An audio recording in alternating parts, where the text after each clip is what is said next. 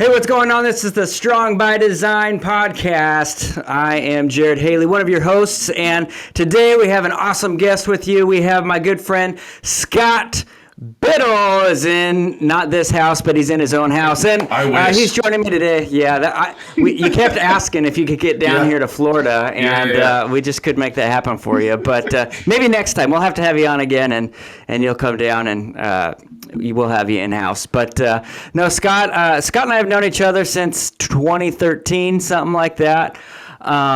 Way back when I was still living in Iowa, and Scott, what was your official title for that?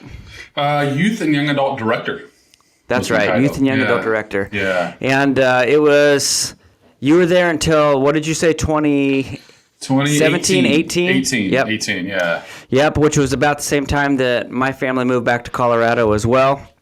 And then your life kind of went on a whirlwind. You weren't sure. I know we had lots of conversations like, what are you going to do now? All of a sudden, he was doing side ministry stuff. And then I check out Facebook one day, and here's Scott throwing axes. And all of a sudden, that became something that you were doing. And so I know, how long ago was it? You were just in a big competition, yeah? Yeah, just a month and a half ago. Yeah. I was down up in Appleton, Wisconsin. Appleton, Wisconsin. Yeah. Everybody's favorite place to go. Everybody loves it. Yeah. So tell me a little. So, are you considered a pro? Yeah. Okay. Yeah, a pro axe thrower. Yep. A professional axe thrower. Which is awesome. I love it. It's like those things that's not something you ever think you're going to say out loud, right? Like, you don't know it's a thing, and all of a sudden you are. It's kind of strange. Yeah. Yeah, I mean, I've thrown axes, or an axe or a couple of axes. I've done it once with my wife. Okay, hold, before you finish this, go ahead. Yeah, just know that this has been recorded, so you can't take it back, right? So correct. Yeah, be careful where you're going with this. I was just saying we went on a date night. That's it. Okay. And we went and we threw axes, and I never would have thought I'm going to really get good at this and start beating people in competition. But so tell me, I guess I want to hear, I don't know a whole lot about the axe throwing scene. So give me the rundown. Yeah. So crazy story, right? I'm kind of walking through some things, starting up a business of my own. And so I'm meeting with a group of entrepreneurs in my hometown.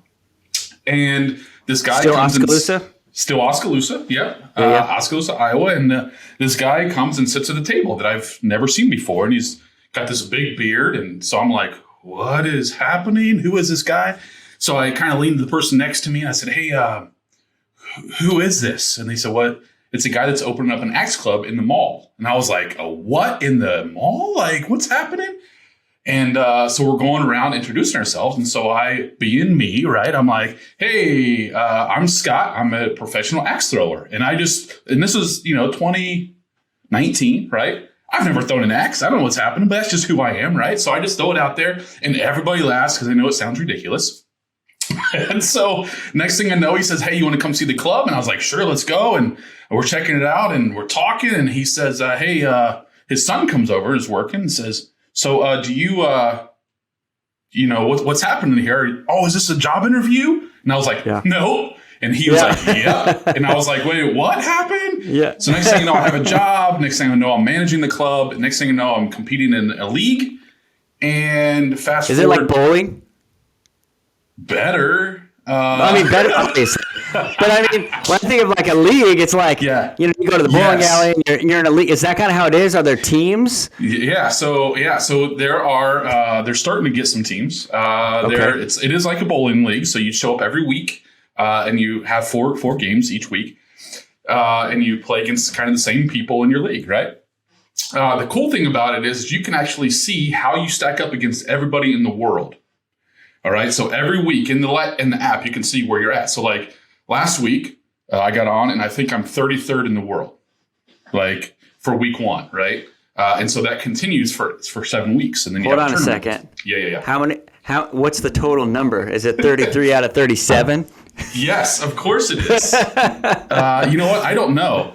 Last year, there's about 17,000 or so that were competing throughout the year. I don't know what it is at this. That's still pretty good.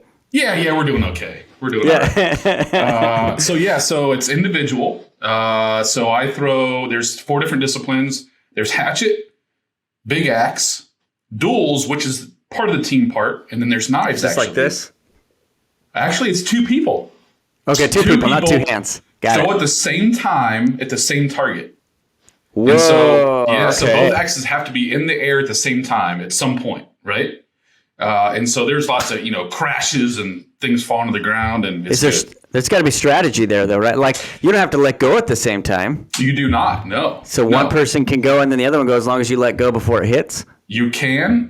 Most people let go right around the same time. You're really trying to get probably the axes to hit the board about the same time. So because some people throw faster and slower, you just try to time that up a little bit. Okay. So, yeah. Because if one's in there and the other one hits, can it make it fall off? It could. If you some suck. people hit early. Oh, no. I've hit in the air, buddy, where it's up in the air and they both hit and they both crash to the ground. Like, then there's nothing sticking. So, Yep. Yeah. It's fun. It's like, it's after doing, big axe and hatchet on your own to throw with somebody, you're kind of sharing the load. Like, you make fun of I make fun of the other person if they mess up, and they make fun of me, and then, you're kind of sharing that burden, which is kind of nice. Okay. So you have hatchet, you have big axe, you have duel, and number 4 is knives. So now there's a world knife throwing league as well, and so that's part of kind of the same mix. Do you do that too? Are you doing knives? Yeah. I just started this past year. Yeah. So I didn't want to. A little different. It is different. It is different. So that's fun though.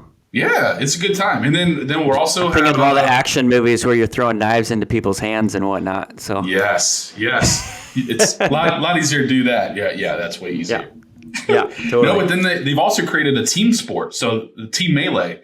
So it's kind of this past year. It's kind of been like the all-stars of the all-stars throwing, and it was really cool to be a part of because you're throwing with all your buddies, and you're competing against the best of the best. So that was fun. Yeah.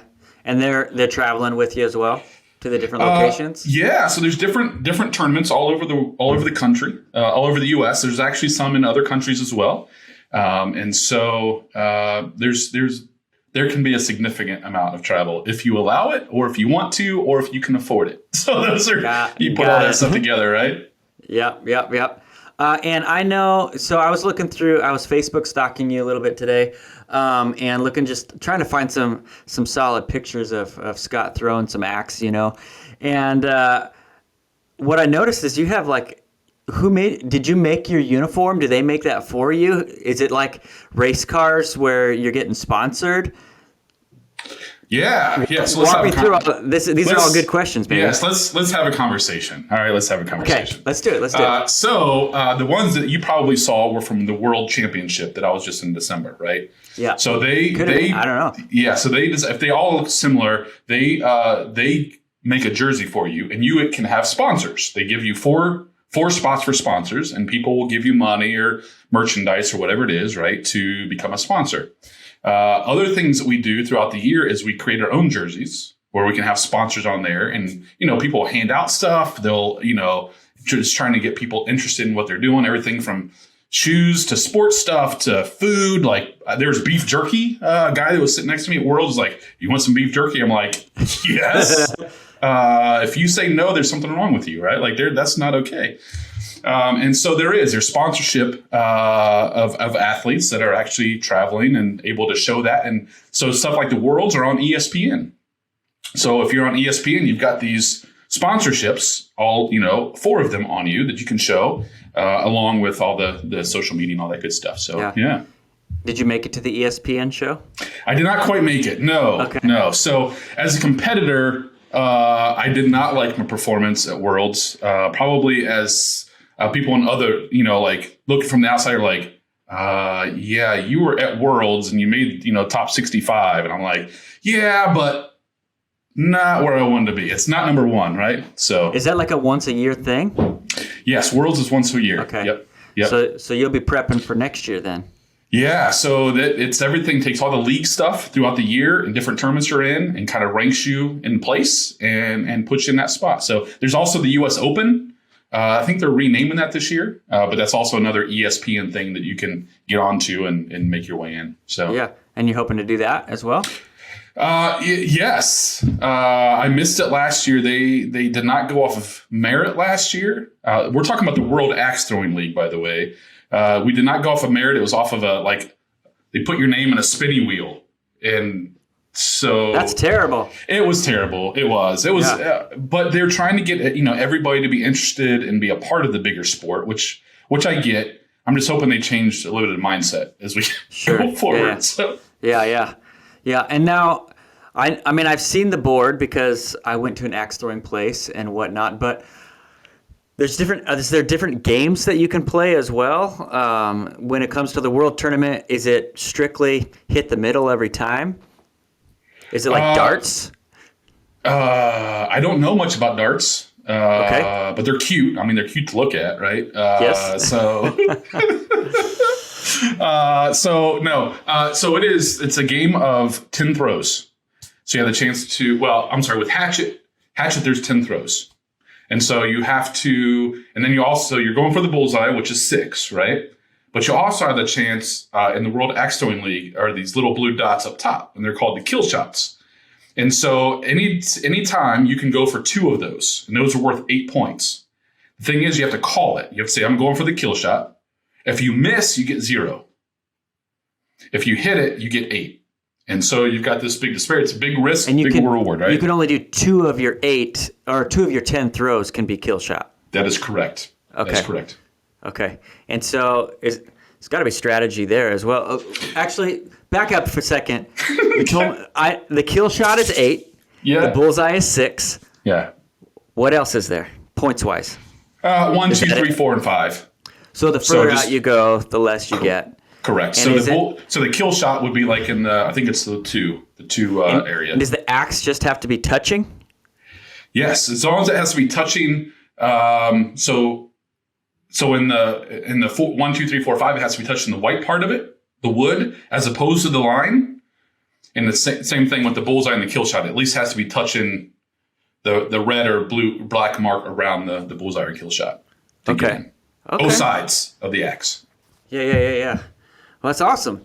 And outside of practicing and throwing, you're lifting heavy weights and you're really bulking up so that, I mean, technique-wise, I mean, other than just, I mean, it's just repetition. Is that kind of your training? For the most part, yeah. Yeah, there's not a whole lot. I mean, I should say this. Not a whole lot that I do. And I don't think there's other people that do it specifically for axe throwing. But I think just the cardio of not being tired, right? So the biggest part is probably just when you go to tournaments, it's an all-day affair. Like, so when I went to Worlds, it was all day Friday, all day Saturday. It's Thursday night, all day Friday, all day Saturday, because I was in all 5 events. And so Saturday afternoon, your arm's getting a little... It's interesting that it didn't. So I've even thrown in. That's because of your hardcore training that you did. I don't want to say anything, but yeah. Yeah. No. So we have things called marathons as well, which is you do all 8 weeks in the span of 1 day. And so I've done all 4 in 1 weekend. So that's a lot of throwing in 1 weekend, and I haven't really gotten too bad. So, and I throw a pretty heavy axe. Yeah. So you can do different weights? Of axes? Yeah. Oh, yeah. Yeah, so hatchet, it could be anything under 3 pounds. And then big axes between 3 and 4 1/4. So, yeah. Yeah, so not big, but they're Are people bigger. like building their own? Are you doing different models of axe? And look at this. Let me show you something. How about that? Okay, I'm ready. I'm ready to see it. For all those listening on the podcast, they're going to love this part. Yeah, you can see it all. Come watch the show. Like, you got to see it. Come on. Yeah. You can check it out on YouTube. So here. Look at that. Here is one designed created for me. This guy his name is Wellman. It's on there somewhere. I don't know if you can see it. Wellman Axe. So Dustin Wellman out of Michigan. This is his number 310, it looks like.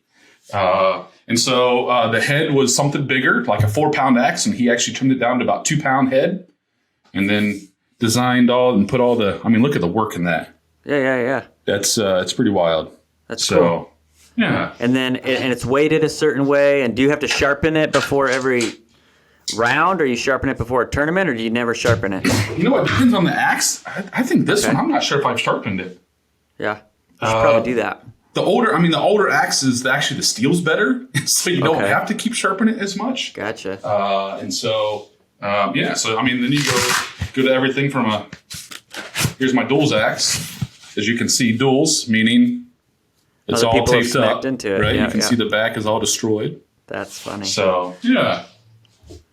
What's awesome? All kinds of crazy stuff. I know that. I mean, you're part of this thing now. So working on getting more people involved and kind of expanding the sport and helping people know what's going on. Step one for me, if I show up at a place and I want to throw an axe, no one really told us what to do. They're just like, hey, don't stand down by the target when someone's throwing, and outside of that, just have a good time. So it was like, all right. So we're just kind of like trying to figure out how to throw the thing and how to get it to, stick somewhere. And we didn't know how the score worked or any of it. So maybe I went to a really terrible place. So I want to apologize to you right now that happened. It hurts my soul when I hear that, because the whole point of walking for the first time is to demonstrate. This is how you do it. This is how you throw. Here's the safety aspects of it, and this is how you're going to do it. I stand by everybody that walks in. Here's how you throw it, and then watch them. Okay, correct this, because to me, the sticking part, right? It's not about scoring high the first game. It's you want to stick, right? Like that's the big part. So I know when it clangs around out there, that's kind of fun too. Yeah. So I apologize wherever you went, and shame on you, whoever did that. But it should be. And so there are places that are like that, right? That do not show things, which I think is wrong, and most places do. So again, I apologize for that. But because of that, I've also created a course that you can actually get and watch to see how it's done, right? And it's really to kind of demonstrate, because there's two things I always heard about axe throwing as I was managing the place. There are two fears. The fear is, number one, I'm going to get hurt. The second fear is I can't do it. And can I tell you, when someone walks in and they go, I can't do this, and I show them and they can do it, and the smile that comes on their face, it's like it takes everything that I do spiritually in the church, and it just puts it all in one small moment that just feels so good, right? Like showing somebody that they can't do something that they can. Oh, it's the best thing ever, right? And so I created this course because I was like, you can do it, and you can be safe doing it, and so it's really easy to do, right? So that's important to me, and most of the axe throwing. All the people who are out there like me that went to a terrible axe throwing place of someone that didn't show us how, we can go get your course and we can take it, and then we'll know. You could, yeah. So absolutely. We'll make sure to put a link in the description below so that people can have access to that. So all right, easy peasy. That was easy peasy to throw that in there. As long as you get it to me. If you don't get it to me, then I can't put it in there. So. Well, that'll probably happen. Yeah. So I know, Scott, just kind of watching your story over the last 8 years, it was interesting to me because I remember when you first, there's different stuff going on with your position. And so I think that, I don't want to speak out of turn, I think you were forced to move on. Was it like a financial thing? It's kind of what I remember, or maybe, I don't know if you want to get into that or not. No, it was financial. It was, the organization I was working for was running out of money, and so it was just time to move on. And yeah. And I remember having a conversation with you, and I'm like, okay, cool. So what are you going to do now? Are you thinking about pastoring? Are you thinking about, what's next? And you were like, I don't know. I'm not going to rush it. I'm just going to kind of wait and see what happens. And so maybe you can walk me through that. I know you're walking with the Holy Spirit. He's speaking to you. And I'm just curious, kind of, what were some of those conversations that you're having with God, and how did, what the steps that you were taking? Because we even talked about, because you started doing some like podcast vlogging stuff, and we talked to, you got some lights, and you were doing that for a little bit, and you were live. I remember you went live and you were testing it, and I think I jumped on for like an hour with you that first time. And so all of this stuff was going on. Wait, was I eating stuff? Is that what's happening at that? Like the first time I remember going live, I was eating food the whole time. Like it was crazy. You were playing with backgrounds. You just like made a background in like your attic or something. Oh, I know what you're talking about. I was testing a different kind of software, right? Like it was, I know what you're talking about. Yeah. It was like Chris Smitherman was jumping on, and different people like that. But so good. Yeah, so your perspective, you're like me. I'm thinking, oh man, I don't have a job. I got to find something right away. If it was me, I'd be walking through a lot of anxiety of trying to figure out what's next. From the outside, you appeared very chill. And so I don't know if that's how you were on the inside or not. Maybe you can speak to that a little bit, but maybe just share with me and those listening, what was that experience like, and what was it like walking with God into the unknown? Yeah. So it was interesting, right? So you're going through this change that I didn't know what was next. Like I didn't have a clue. And I looked chill, because I think for the most part I was. Like it wasn't the first time I've been without a job. My wife was working, so we still had some income coming in, right? She was teaching. That always helps. Yeah, that was very helpful. And so it's kind of like, okay, God, you're going to lead to whatever's next. Like he's never failed me, right? Like it's never been like I've done something and then he just left me alone. There's a time where I was traveling and speaking at cancer retreats and didn't have a regular job. And God was leading in faith. I was just following wherever he said go, I went, right? And so I knew from my past that God will take care of me and me and my family, right? So even at that point, I had kids and a wife, and we were all kind of walking through this stuff together. It was probably several months in, 4, 5, 6, 7 months in, and I started getting nervous because I didn't have that next thing. It was really starting to bother me. And I was talking to some other people, and I'm sitting out at the coffee shop quite a bit. Working really hard to bum it. It was really strange, right? So you're just kind of searching, trying to figure some things out. And I just remember sitting down with my wife and just saying, Tani, I don't know what to do. I know God's going to lead. And she just looked at me and she goes, you take the time that you need. God's always taken care of us. He's always been there. He's always led to whatever the next thing is. Just take your time. And I was like this weight, right? It lifts off and you kind of go, okay. All right.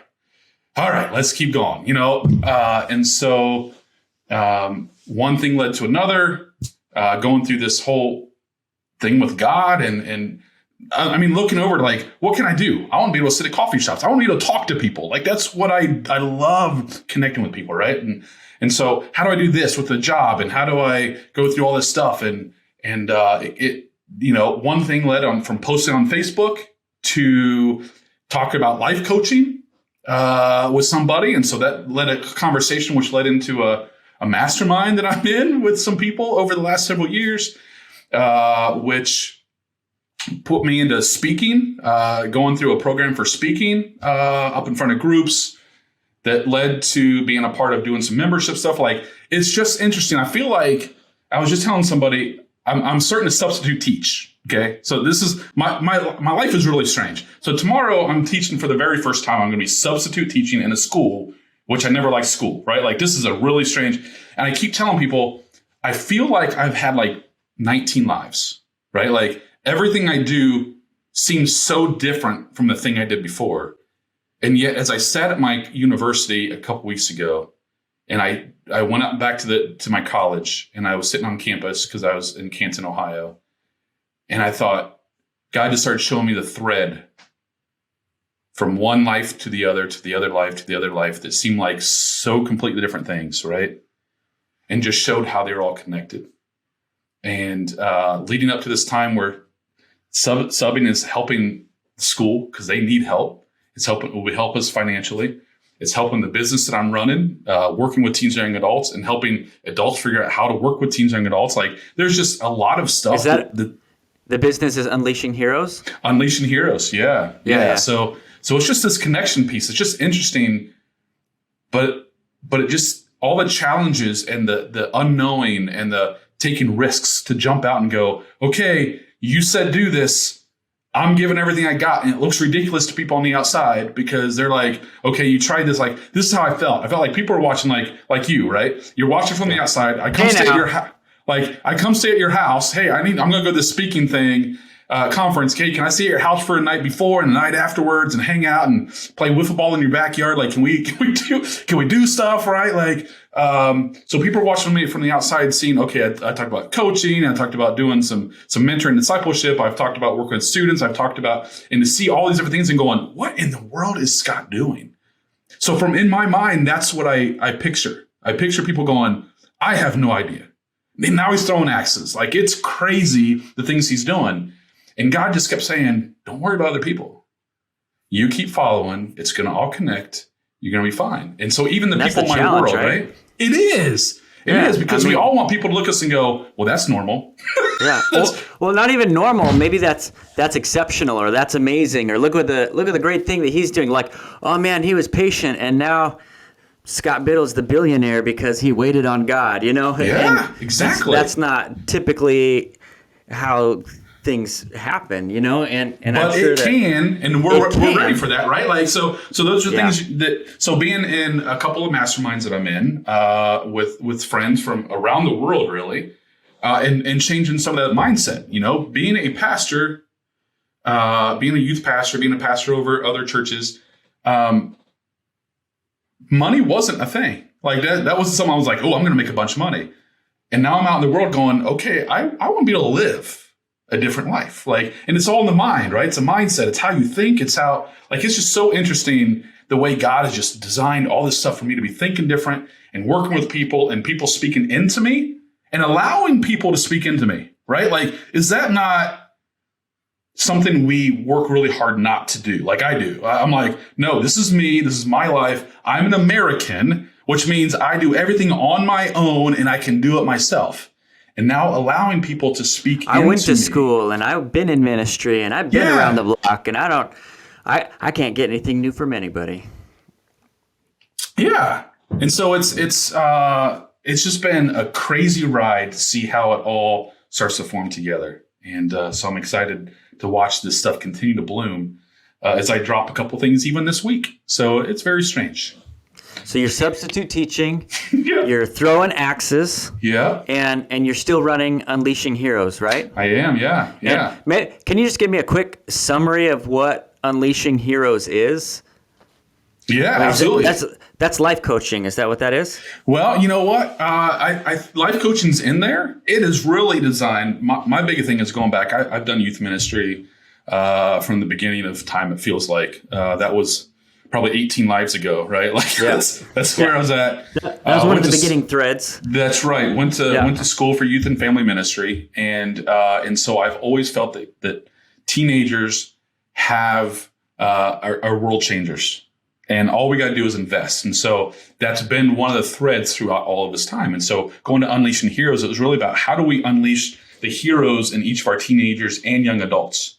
Like at some point, I'm watching our culture now where we disparage and we point to them and we go, shame on you, and you shouldn't think like that, and you're lazy, and you're all this stuff. And I look at that and I go, well, who's helped them to get through that? Who's trained them? Because someone's trained them to think the way that they do and to act the way that they do and to do the thing and so adults look at me and go, oh, no, that's not our fault. Well, who did it? At the age of 4, who said we're going to get them participation trophies? Who did that? That wasn't the 4-year-old, right? They're not sitting on their picketing going, hey, we want participation trophies. No, we did that.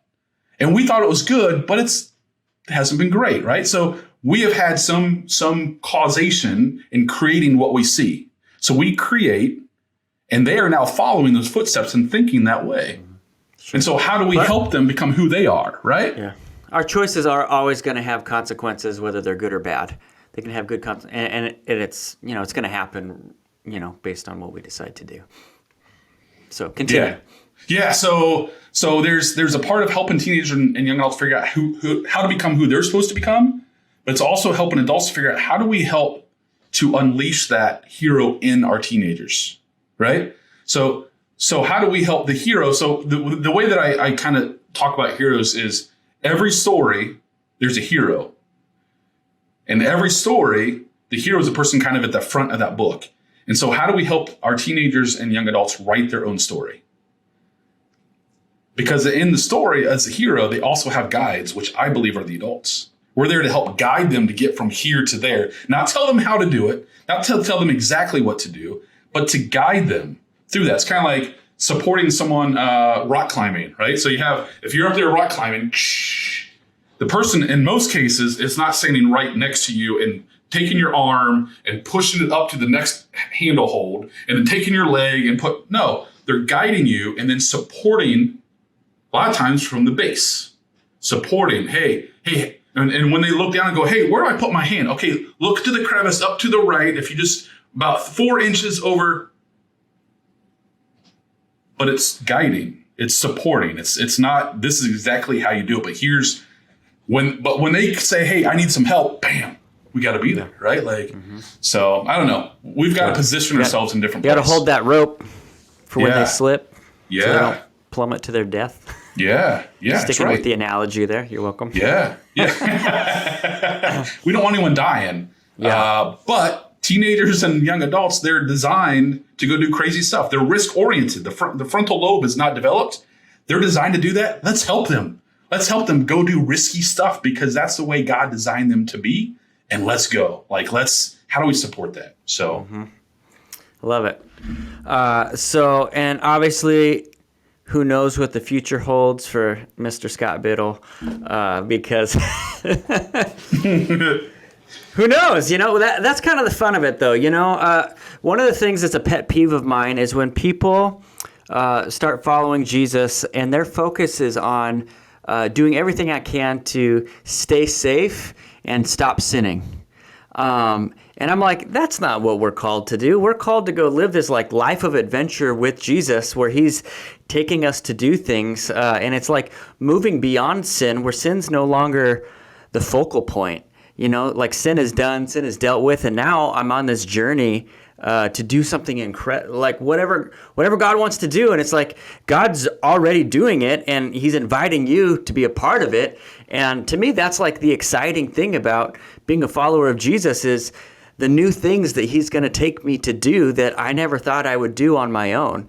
I never thought that, we would be living in Florida, working at a fitness company, making videos for a living. And I mean, God's doing other cool stuff in our lives as well. But staying safe and trying not to sin, to me, that's not the way to do that, And so that's why I'm excited for what you're doing with Unleashing Heroes. And I know that it's always been your heart to really invest in teens and youth and the next generation and seeing them be able to get over those hurdles as well in their own lives. And so that's exciting. I know that it looks like you sponsor yourself, I think, on your axe throwing. Yeah. So if you're a sponsor out there, if you're somebody looking to sponsor an athlete, let's go. I want to get to more tournaments and, I can help spread the word about your product, whatever that is. Well, no, let me back up. How many spots do you have left on your shirt? For next year, I don't have anything for world stuff yet, but I probably have maybe 6 spots for this upcoming season that I'll be wearing at all the leagues and tournaments and that kind of stuff. So probably about 6 left. Yeah. So what you're saying is if I talk to the right people, we can get a Strong by Design patch on your shirt. Is that what you're saying? Let's go. I think we could again. And when I said here's the deal is I won't just support anything and put everybody's. I'm pretty particular because of my character and what I want to take out to people. So You shut me down pretty fast there, Scott. I just want to take back because I said it out loud. Like, I'll take anybody. That's not true. Yeah. I want to make sure that's out there. Yeah. Yeah, you have a very intensive process. That's right. That's right. How much? No, I'm just kidding. I mean, if you're wearing something, yeah, you're representing them, but it's representing you as well. So, I mean, that completely makes sense to me. Yeah. But no, so if there was somebody listening and they go, this is awesome, I want to sponsor Scott, what does something like that look like? You know what? I think it looks different for a lot of different people. And I say that because of this. There are certain things where maybe products would come into play, where I can get free product through the thing. Something's going to be financial. It could be stuff where the money's coming in, but I can come in and do it. Like I go and speak to schools and businesses. Is that something we can trade off? That's something I can come in and do that on your behalf or to your company. And then that's part of being sponsored, of me giving back to you as a sponsor. So I think there's, me coming and throwing with you and coaching you myself, right? Like be able to fly in. Again, prices vary on all those things, right? But the concept is that I want to be able to support back as much as you're supporting me. So love it. Well, Scott, thanks so much for spending some time with me today, and it's good to catch up and hear a little bit more of the. I'm glad to know that you did get anxious a little bit, so that makes you a little bit human again. No, I'm just kidding. This week, this has been the week of challenges, right? So, like for me, hitting the sub button for the first time this week, I'm like, okay, oh man, that's like breathing hard. It's crazy. Yeah, it's cool. Well, love you, buddy. So glad to get to see your face and to get to chat for a little bit. Looking forward to seeing all the cool things that God does with you moving into the future. Hopefully, maybe we'll get you some sponsorships. Maybe some people will hear this. And if you are hearing this and you want to reach out to Scott, we'll put some sort of contact in the link below as well, so that you can get a hold of him and help him get to the next World Tournament and become number one. Hey, let's go! That's right. So, thank you guys so much for watching or listening to the Strong by Design. Feel free to give us a comment, give us a like, share it with your friends, and we look forward to just connecting with you guys again. We release an episode every Wednesday, so get ready for another week, and you'll be hearing from us again. Let's go! Let's go!